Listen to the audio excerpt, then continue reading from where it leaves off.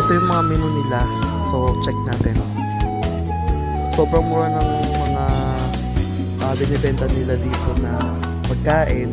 So, actually, yung order lang namin dito is yung small order lang.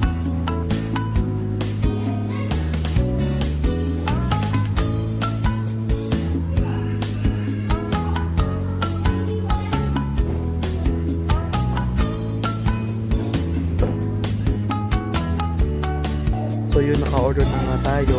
Ito yung egg po yung nila.